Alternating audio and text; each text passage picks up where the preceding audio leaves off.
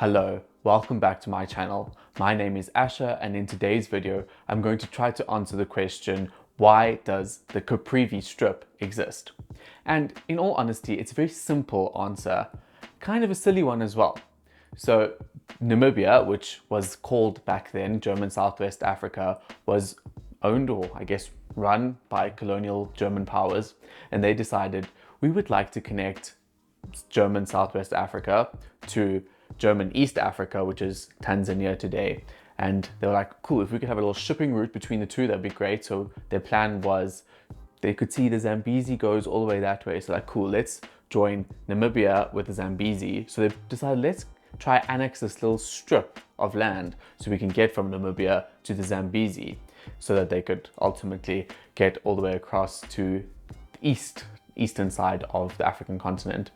But unfortunately, just a little bit down, about 40 kilometers down the river, there is the Victoria Falls. And so no ships could cross the Victoria Falls because it is the biggest waterfall in the world. So the simple answer is they decided they wanted to go along, get ships along the Zambezi, but there's a waterfall. So they can't do that. And that's why there's the Caprivi Strip, but it was kind of a pointless thing by the Germans.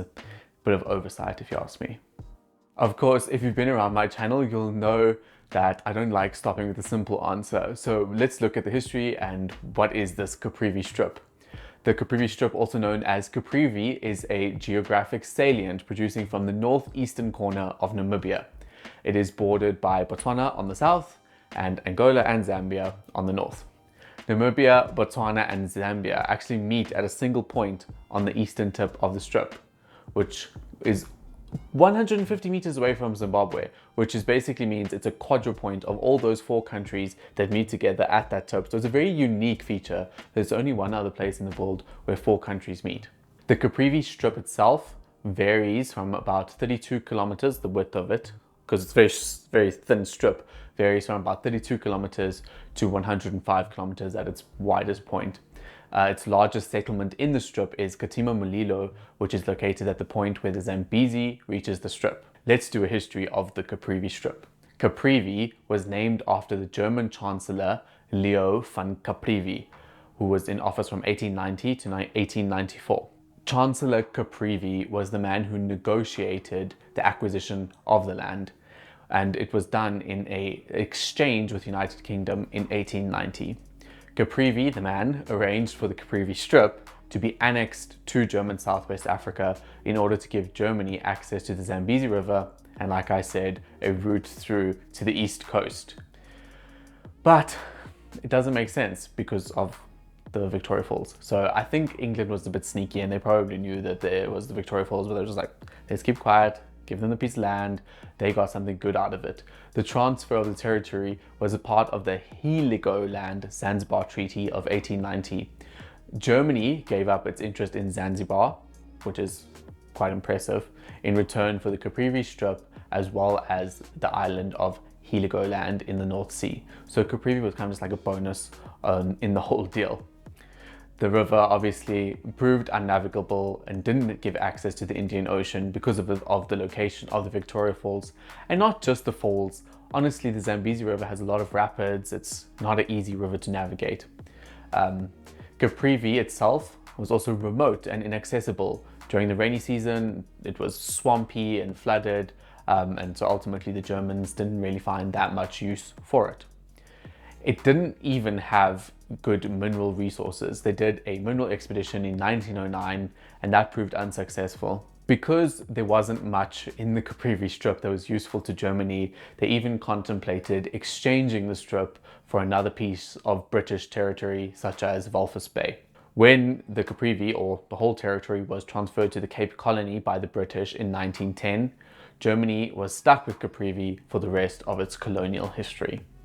In more relative recent history, in 1976, the South African administration established the self-governing Eastern Caprivi homeland with its own flag, national anthem, and coat of arms. In the way that South Africa did at the time, they kind of created homelands for different people, so they kind of tried to make that in Caprivi. It remained under direct de facto control of the South African government, which was run in Pretoria until 1980, so it was only for 4 years. And then its administration was transferred to Southwest Africa's administration in the capital city of Namibia, Windhoek, at the time.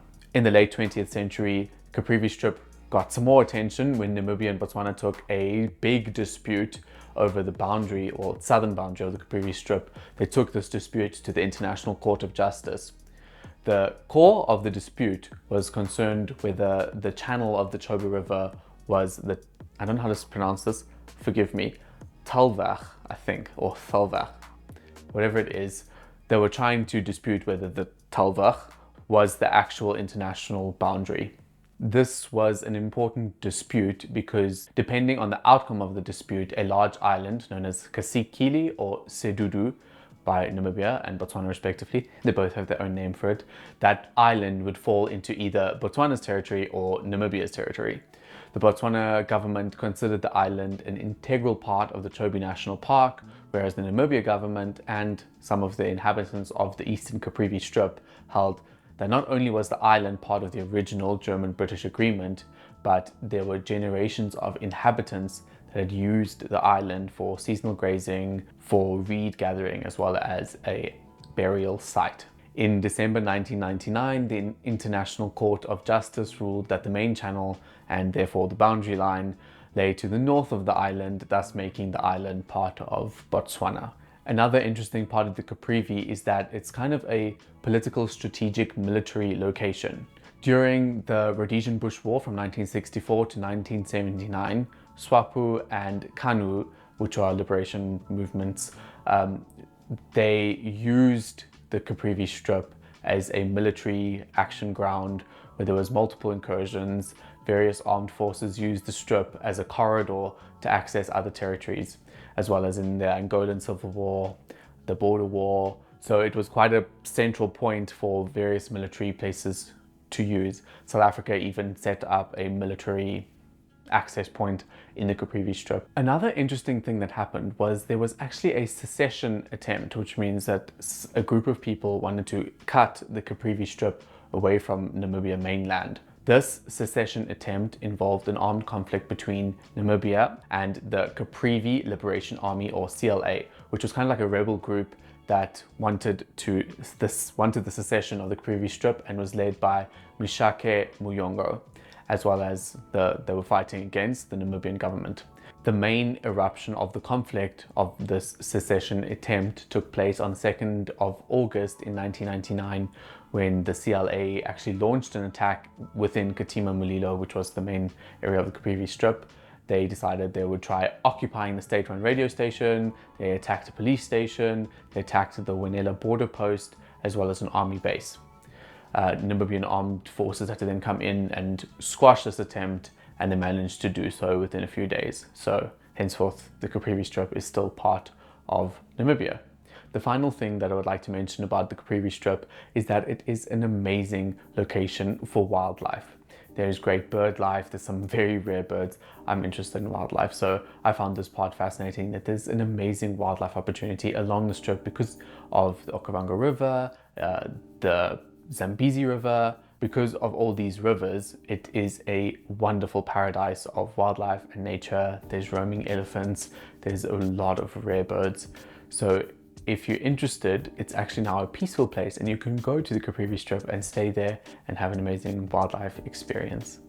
Thank you so much for watching this video, and I hope you enjoyed it. Let me know your thoughts below and let me know what you want to know next. Thanks for watching. Bye.